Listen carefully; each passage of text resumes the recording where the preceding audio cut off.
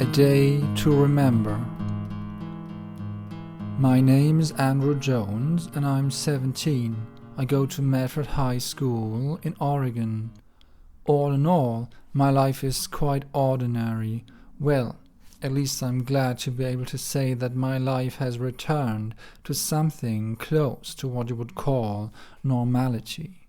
Because one day I remember only too well. It was October the 14th, a day I will never forget. As usual, I got up around 6:30 and had some breakfast in the kitchen. Mum was already up and made some pancakes for us. My sister Zoe joined us in the kitchen. She's only 2 years younger than me, and that morning she asked me lots of questions about her new outfit. She's always eager to wear the prettiest clothes of all her friends. After having a quick shower and brushing my teeth, Zoe and I were both kissed goodbye by my mom. Most mothers just won't stop doing this. We took the bus to school. I remember Zoe feeling a bit upset about an argument she'd had with one of her friends the day before. She told me all about it and how they unfortunately both happened to desire the same boy. My first lesson that day was a French class, one of my least favorite subjects.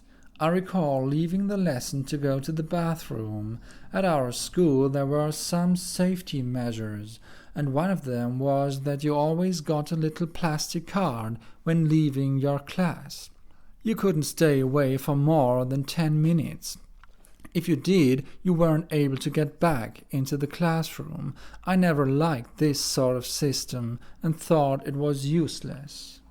After the lesson, I packed up my things a little more slowly than the rest of the class, so I was one of the last people leaving the room. I looked up to find myself almost alone in it, except for one girl. Her name was Ashley, and I liked her very much. She was gorgeous and one of the cheerleaders who had supported my basketball team at our last match. We had chatted several times. She approached me, saying it had been a really good game and that she was proud of me. She smiled and then she gave me a kiss on the cheek and left, leaving me flustered but very happy. How short-lived this feeling was going to be, the following minute should show that. I went to the cafeteria to meet my friends Jacob and Liam.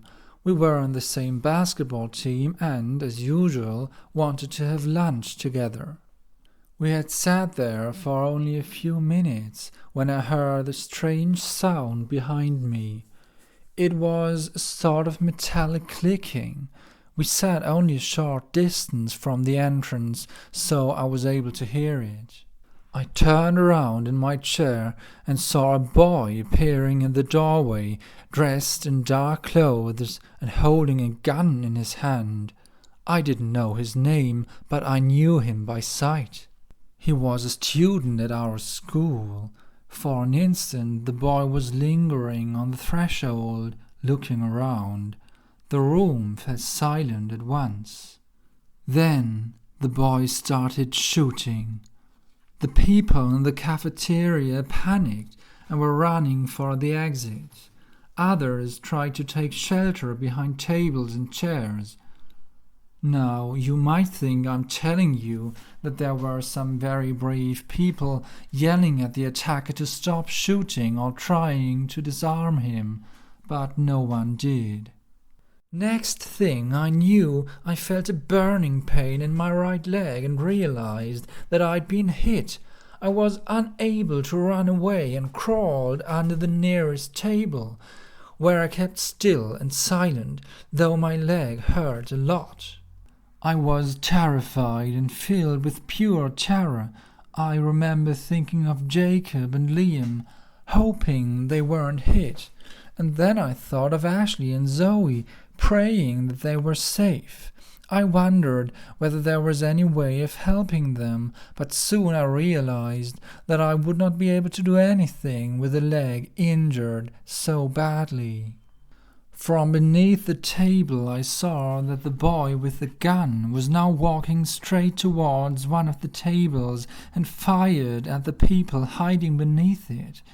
I saw the attacker turn away and run off, and I must have fainted then because I don't remember anything that happened afterward. The next thing I do remember is coming around in the ambulance I had been brought to. Everything was dizzy and blurred. I had been given a strong tranquilizer. The first thing I clearly remember is the pain I felt when I found out that one of my friends, Jacob, had not survived the attack.